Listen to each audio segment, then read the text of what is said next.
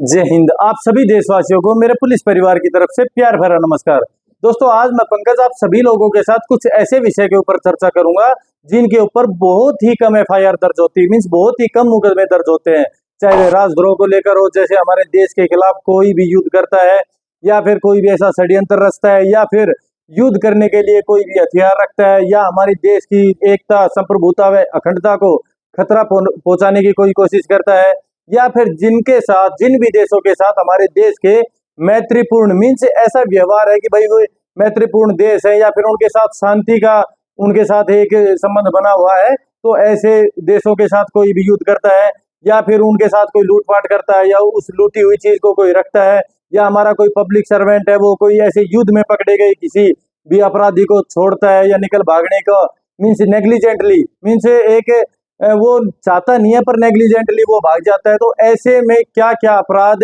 इस भारतीय न्यायिक संहिता में दिए गए हैं आज मैं आपके साथ जिक्र करूंगा। इसके अलावा आर्मी, एयरफोर्स और नेवी के लिए भी पहले आईपीसी की धारा 131 से 140 तक बताया गया था, लेकिन अब नए वाले कानून की धारा नंबर 159 से 168 तक बताया गया है। तो इसके बारे में भी मैं विस्तार से चर्चा करूंगा। यदि कोई भी आर्मी, एयरफोर्स या नेवी के किसी भी जवान को उसकी ड्यूटी करने से विचलित करता है, उसके सुपीरियर ऑफिसर के ऊपर हमला करने के लिए उसको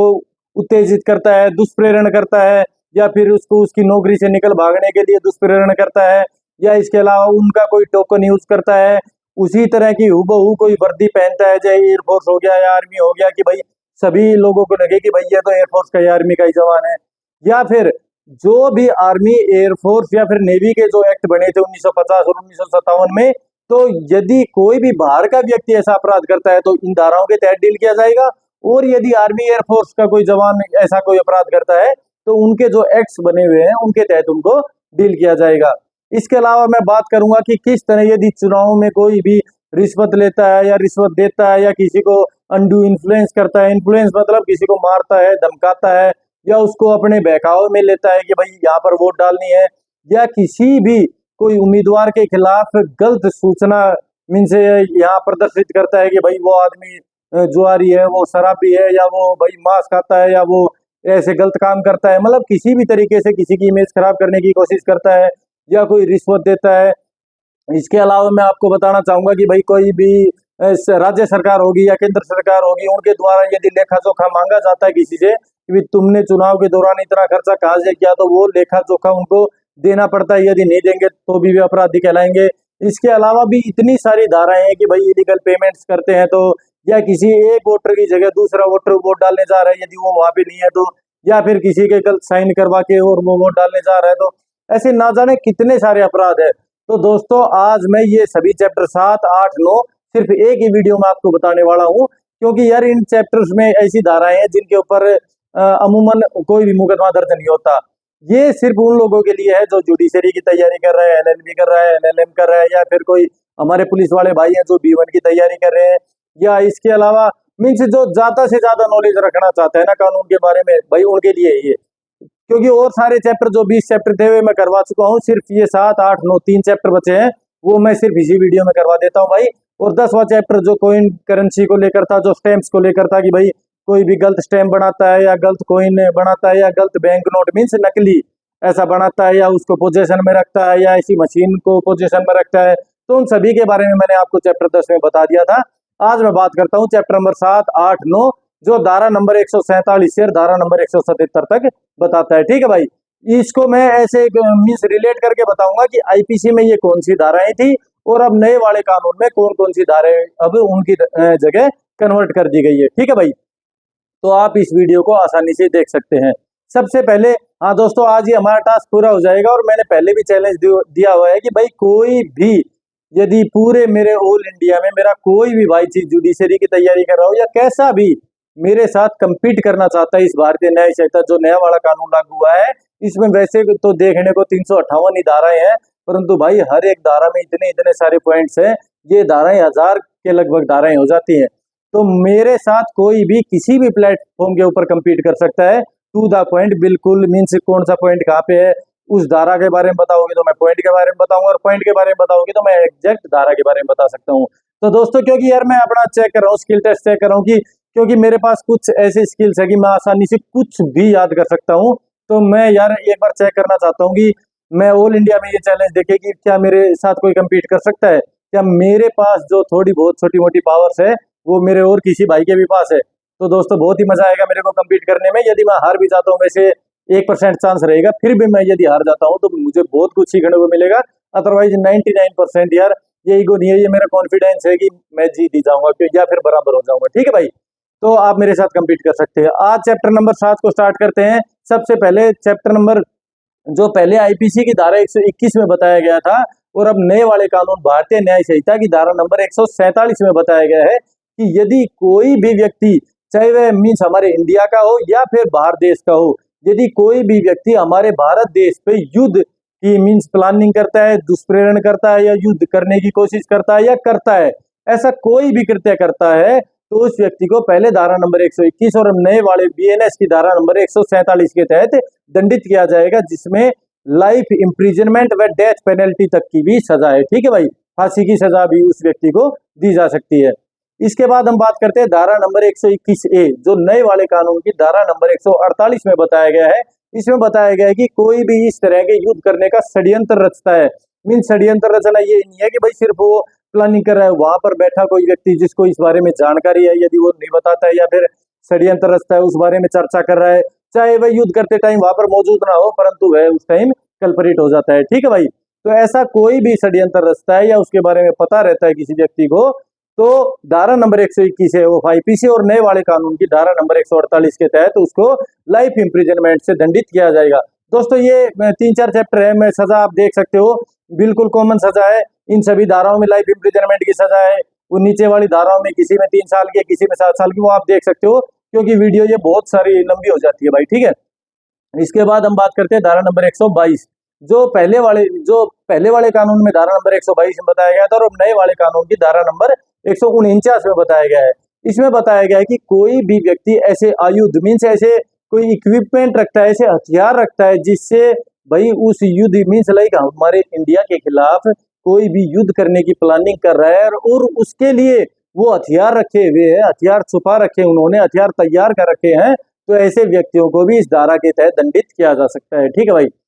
धारा नंबर 123 जो अब नए वाले कानून की धारा नंबर 150 में बताया गया है, इसमें बताया गया है कि यदि कोई भी व्यक्ति कंसील करता है ऐसा कोई डिजाइन मीन्स ऐसी कोई परिकल्पना की जा रही है, ऐसे कोई योजना बनाई जा रही है कि भाई उनके ऊपर ऐसा युद्ध करना है, और ऐसी जानकारी होते हुए भी कोई व्यक्ति उसकी परिकल्पना को छुपाता है, उस उद्देश्य को, उस मीन्स उस डिजाइन को छुपाता है, तो ऐसे व्यक्तियों को भी इस धारा नंबर 143 जो पहले वाली का 123 और नए वाले कानून की धारा नंबर 150 के तहत दंडित किया जा सकता है।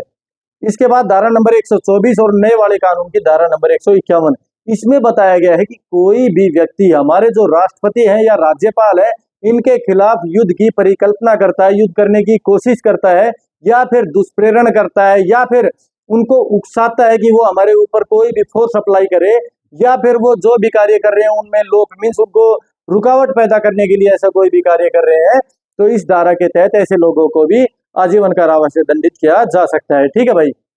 इसके बाद हम बात करते हैं धारा नंबर 124 है जो हटा दी गई है, इसके जगह नई एक धारा जोड़ दी गई है, धारा नंबर 152, जो हमारी भारत की राष्ट्र, जो हमारा राष्ट्र है भारत, उसकी एकता, अखंडता या संप्रभुता को कोई खतरे में डालने की कोशिश करता है, तो ऐसे लोगों को इस धारा के तहत दंडित किया जाएगा। धारा नंबर 152 ऑफ भारतीय न्याय संहिता। ठीक है भाई,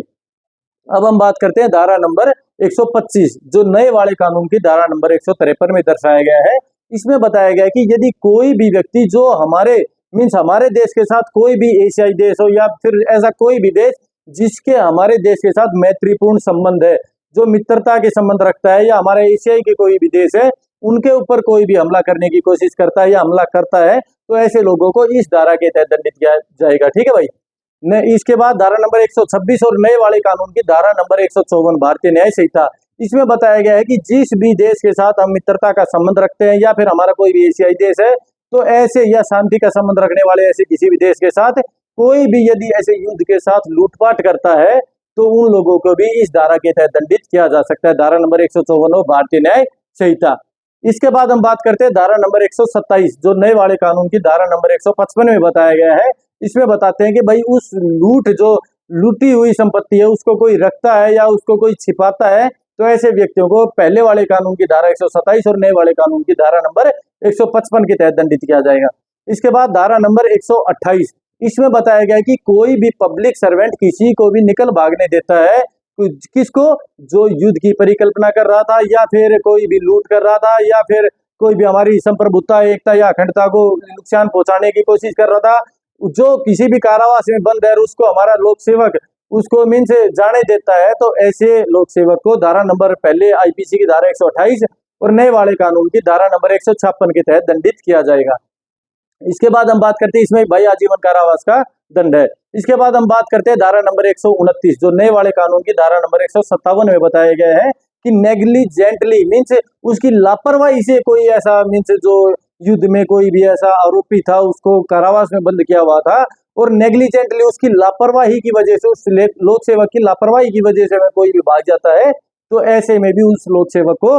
दंड की सजा दी जाएगी। ठीक है भाई। इसके बाद धारा नंबर 130 ऑफ आईपीसी और नए वाले कानून की धारा नंबर 158 और ये चैप्टर नंबर 7 की लास्ट धारा रहेगी। इसमें बताया गया है कि यदि कोई भी व्यक्ति निकल भागता है इस मीन्स ऐसे कारावास से और कोई भी लोक सेवक हो उसको शरण देता है या उसको छिपने में मदद करता है या उसको निकल भागने में सहायता करता है, तो ऐसे व्यक्तियों को भी धारा नंबर 130 और नए वाले कानून की धारा नंबर 158 के तहत दंडित किया जाएगा। यहाँ हमारा चैप्टर नंबर 7 क्लोज होता है। राष्ट्र के संबंध में जितने भी हमारे कानून थे मैंने आपको बताया, तो बिल्कुल लोकल भाषा में बताया भाई, एक भी वर्ड मैंने जो हमारी बुक में उसको यूज नहीं किया है, तो आप आसानी से इसको समझ सकते हैं।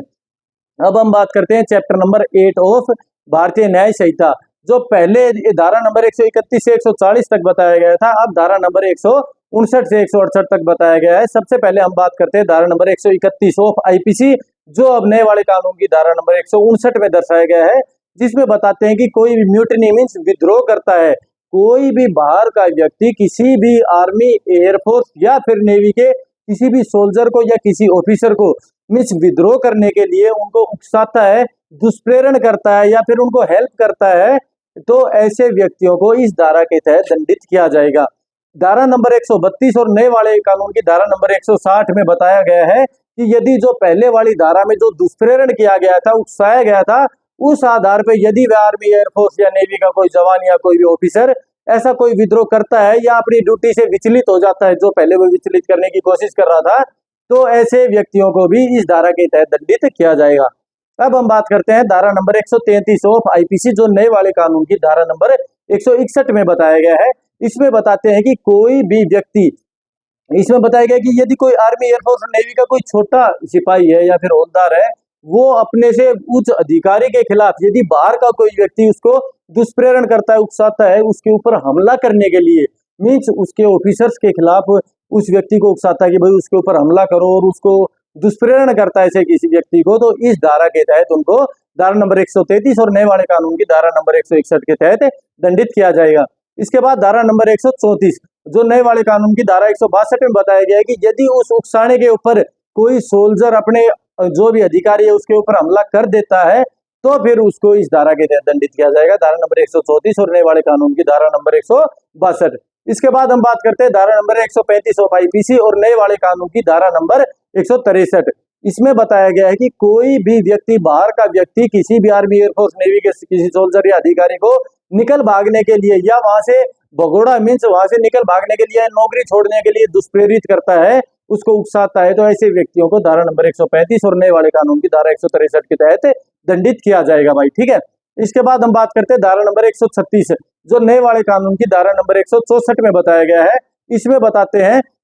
कि यदि जो निकल भागा है, जो ऐसा कोई भी उस आर्मी, एयरफोर्स, नेवी से कोई भी सोल्जर निकल भागा है, उसको कोई भी शरण दे रहा है, तो उस शरण देने वाले व्यक्ति को भी या फिर इस उकसाने वाले व्यक्ति को, दोनों को इस धारा के तहत दंडित किया जा सकता है। ठीक है भाई। इसके बाद हम बात करते हैं धारा नंबर 137, जो नए वाले कानून की धारा नंबर 165 में दर्शाया गया है। इसमें बताया गया है कि यदि जो सोल्जर या कोई भी अधिकारी जो निकल भागा है, उसको यदि उस नेवी का जो भी उस भाई जैसे जहाज के ऊपर पायलट नहीं होते, जहाज के ऊपर वो कैप्टन होते हैं, तो वो यदि उनको ऐसा वहां पे शरण देने के लिए हेल्प करता है, वहां पर उसको छुपाता है, तो ऐसे व्यक्ति को इस धारा के तहत दंडित किया जाएगा। ठीक है भाई। उस मास्टर को, उस कैप्टन को, उस जहाज के कैप्टन को, यदि वह लापरवाही से, उसको पता नहीं है कि उसके वहां पे कोई भी ऐसा सोल्जर जो डेजर्टर है, जो भगोड़ा है, वहां पर छिपा हुआ है। ठीक है। इसके बाद हम बात करते हैं धारा नंबर 138, जो नए वाले कानून की धारा 166 में बताया गया है। इसमें बताया गया है कि यदि कोई भी बाहर का व्यक्ति ऐसे किसी सोल्जर को, किसी अधिकारी को अपने से ऊपर के अधिकारी की बात को मानने के लिए, अवज्ञा करने के लिए दुष्प्रेरित करता है, उसकी अवपालना करने के लिए, उसका कहना ना मानने के लिए दुष्प्रेरित करता है, मीन्स किसी भी सिपाही को या हवलदार को कहेगा कि भाई तेरा जो आईपीएस ऑफिसर या कोई भी ऑफिसर है उसकी बात आपको नहीं माननी, तो इस तरीके से उस व्यक्ति को इस धारा के तहत, धारा नंबर 138 और नए वाले कानून की धारा 166 के तहत दंडित किया जाएगा। इसके बाद हम बात करते हैं धारा नंबर 139, जो आईपीसी में बताया गया था, और धारा नंबर 167 ऑफ जो हमारा भारतीय न्याय संहिता है, इसमें बताया गया है कि यदि कोई भी बाहर का व्यक्ति अपराध करता है तो ये धारा नंबर 159 से 167 जो नए वाले कानून में, इसके तहत दंडित किया जाएगा। इसके अलावा मैं आपको बता देता हूं, यदि कोई भी आर्मी, एयरफोर्स या नेवी का सोल्जर यदि ऐसा कोई अपराध कर देता है तो उनको, जो उनका यार एक्ट बने हुए हैं भाई, air force act 1950, army act 1950, navy act 1957 जो बाद में अमेंड हुआ था, पहले 1934 में था, तो उनको सिर्फ उन्हीं उन्हीं एक्ट्स के तहत डील किया जाएगा। ये सिर्फ उनके लिए बता रहा हूं जो बाहर के व्यक्ति दुष्प्रेरण करते हैं या ऐसे कोई भी कृत्य करते हैं इन सोल्जर्स के, आर्मी, एयरफोर्स, नेवी के संबंध में, ठीक है भाई। इसके बाद हम बात करते हैं धारा नंबर 140, जो नए वाले कानून की धारा नंबर 168 में बताया गया है। इसमें बताया गया है कि कोई भी बाहर का व्यक्ति आर्मी, एयरफोर्स, नेवी के किसी जवान की तरह बिल्कुल प्रतिरूपण धारण करके, उस तरह की वर्दी पहन के ऐसा दिखाता है या किसी को ऐसा एहसास होता है कि भाई ये तो फौज में ही है, ये तो आर्मी का बंदा है, तो ऐसे व्यक्तियों को यदि ऐसा कोई टोकन मीन्स आई कार्ड भी रखता है या कोई ऐसी वर्दी पहनता है, तो ऐसे व्यक्तियों को भी इस धारा के तहत 3 महीने की सजा व 2,000 रुपए की जुर्माने से दंडित किया जा सकता है। ये पहले 500 रुपए का जुर्माना था। भाई मैं सजा बता नहीं रहा हूँ, आप देख सकते हैं बिल्कुल, क्योंकि बहुत नॉर्मली ये किसी भी आपके पेपर में आएगी, अदरवाइज इतना सारा पूछा नहीं जाएगा। मैं तो एक बार आपको बता रहा हूँ, ये मेरी ड्यूटी बनती है कि आप बिल्कुल रेडी रहो किसी भी मीन्स एग्जाम के लिए। हमारा चैप्टर नंबर 8 खत्म हो गया भाई। अब चैप्टर नंबर 9, जिसमें इलेक्शंस के रिगार्डिंग जितने भी अपराध हैं उनके बारे में मैं डिस्कस करने वाला हूं। जो पहले आईपीसी की धारा 171 के पार्ट ए से और एच तक बताया गया था, सॉरी आई तक, और अब नए वाले कानून की धारा नंबर 169 से 177 तक बताया गया है। सेम टू सेम है, सिर्फ धाराओं का जो नंबरिंग है वो चेंज हुआ है। तो एक बार मैं बतला देता हूँ भाई, क्योंकि अभी इलेक्शन आने वाले हैं तो प्रत्येक व्यक्ति को इनके बारे में जानकारी होना बहुत ही जरूरी है। सबसे पहले धारा नंबर 171 का पार्ट 1, जिसमें, और जो हमारे नए वाले कानून की धारा नंबर 169 में बताया गया है, इसमें बताया गया है कि डेफिनेशन बताई गई है कि इलेक्टोरल राइट्स क्या होती है या फिर कैंडिडेट क्या होता है। कैंडिडेट यार कोई भी उम्मीदवार जो किसी भी सीट पर मीन्स उम्मीदवारी कर रहा है, उसे नामांकन किया है, तो ऐसा कोई भी उम्मीदवार। और इलेक्टोरल राइट्स मीन्स भाई कोई भी उम्मीदवार अपना नामांकन देता है, नाम वापिस लेता है, या लड़ना चाहता है, या किसको वोट देना चाहता है, या वोट नहीं देना चाहता है, ये सभी उसके राइट्स है, तो इसमें बताया गया है, ठीक है भाई। इसके पार्ट 2 में 171 के पार्ट 2 और नए वाले कानून की धारा 170 में बताया गया है कि यदि कोई भी चुनाव के दौरान रिश्वत देता है, रिश्वत लेता है, किसी को रिश्वत देने में हेल्प करता है, तो ऐसा कोई भी कृत्य करता है, तो अब इस धारा के तहत इसकी डेफिनेशन को बताया गया है। और इसी के पहले वाली धारा 171 के पार्ट 5 में, और अब वाली धारा मीन्स अब बताया गया है धारा नंबर इसके पार्ट 169 से यार 177 तक आप देख सकते हो, तो 1 और 8 आप जोड़ सकते हो, ठीक है भाई।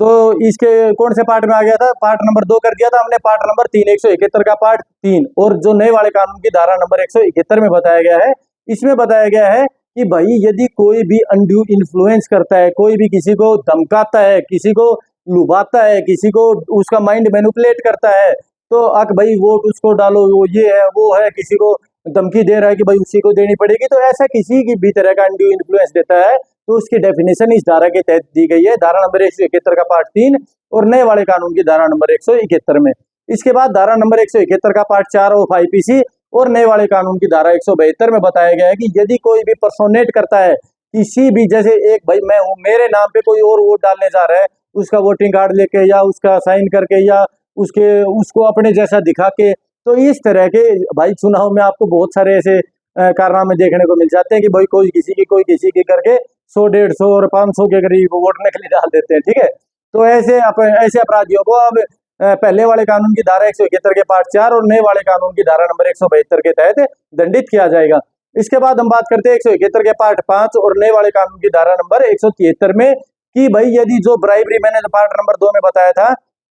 कि यदि कोई भी रिश्वत देता है, लेता है, किसी से दिलवाता है, तो ऐसे व्यक्तियों को इस धारा के तहत दंडित किया जाएगा, नए वाले कानून की धारा नंबर 173। इसके बाद हम बात करते हैं धारा नंबर 171 के पार्ट 6, जो नए वाले कानून की धारा नंबर 174 में बताया गया है कि कोई भी अनड्यू इन्फ्लुएंस, जो पार्ट नंबर 3 में मैंने बताया था कि किसी को धमका रहा है, उसको डाइवर्ट कर रहा है माइंड को, या फिर कोई भी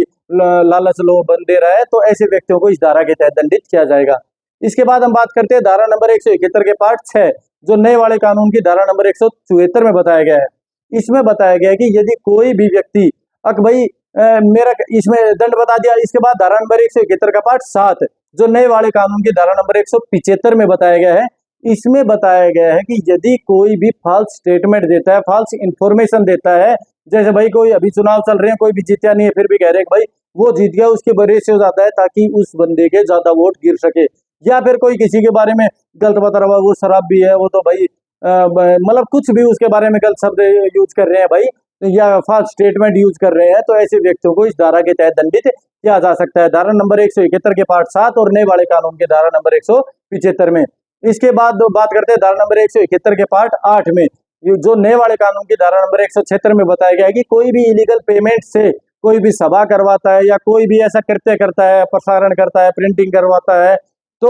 उसकी बिना लिखित परमिशन के, मीन्स जो उम्मीदवार है उसकी लिखित परमिशन के बिना या उसकी जानकारी के बिना ऐसा कोई भी कृत्य करता है, तो ऐसे व्यक्तियों को इस धारा के तहत दंडित किया जा सकता है। इसके बाद लास्ट धारा, बिल्कुल हमारे चैप्टर नंबर 9 की लास्ट धारा, ये लास्ट धारा जो पहले 171 के पार्ट 9 और नए वाले कानून की धारा 177 में बताया गया है कि यदि कोई भी ऐसी मीन्स लाइक लेखा जोखा, यार हमारी जो सरकार कहती है, राज्य सरकार या केंद्र सरकार या निर्वाचन आयोग के द्वारा यदि कोई भी लेखा जोखा मांगा जाता है किसी भी, पहले उनने सूचना दे दी थी कि भाई जो भी एमएलए एमपी है या जो भी उम्मीदवारी में है या सरपंच है, कि भाई आपने इस चुनाव के दौरान इतना खर्चा किया है तो उसका लेखा जोखा दीजिए, ये पैसे कहाँ से आए, इतने खर्च क्यों किए। तो यदि कोई भी उस लेखे जोखे को मीन्स वह तो प्रोवाइड करवाने में असफल हो जाता है, तो ऐसे व्यक्तियों को इस धारा के तहत दंडित किया जाएगा। तो दोस्तों इसके बाद वाला चैप्टर नंबर 10 मैंने पहले ही इस वीडियो में आपको समझा दिया है, जो नकली स्टैम्प्स, नकली कॉइन्स और नकली जो बैंक नोट्स होते हैं उनके बारे में बताया गया था। तो ये 4 चैप्टर 7, 8, 9, 10 इतने इंपॉर्टेंट नहीं थे, फिर भी मैंने आपको एक एक धारा बिल्कुल टू द पॉइंट आपको बता दिया है, लोकल भाषा में बता दिया है। दोस्तों फिर भी आपके कोई भी सजेशंस है, कोई भी कमेंट्स है, तो आप मेरे कमेंट बॉक्स में कमेंट करके मुझे अवगत करवा सकते हो। इसके अलावा यदि आपको मेरी ये वीडियो अच्छी लगी, आप चाहते हो कि मैं किसी भी आगे आने वाले दिनों में, मेरा जो उद्देश्य है, मेरा जो मैं संदेश देना चाहता हूँ हमारे ऑल इंडिया को, जो भी डिप्राइव्ड, गरीब, वंचित या जरूरतमंद मेरे भाई हैं जो पैसे अफोर्ड नहीं कर पा सकते या फिर उनके पास इतनी नॉलेज नहीं है, तो उनको फ्री में मैं जो भी कमेंट करेंगे, जिस भी समस्या के ऊपर, मैं उनको वीडियो बना के जरूर दूंगा भाई, ठीक है। तो आप मेरे कमेंट बॉक्स में कमेंट करो और मेरे चैनल को सब्सक्राइब कीजिए। आज के लिए इतना ही। जय हिंद, जय भारत।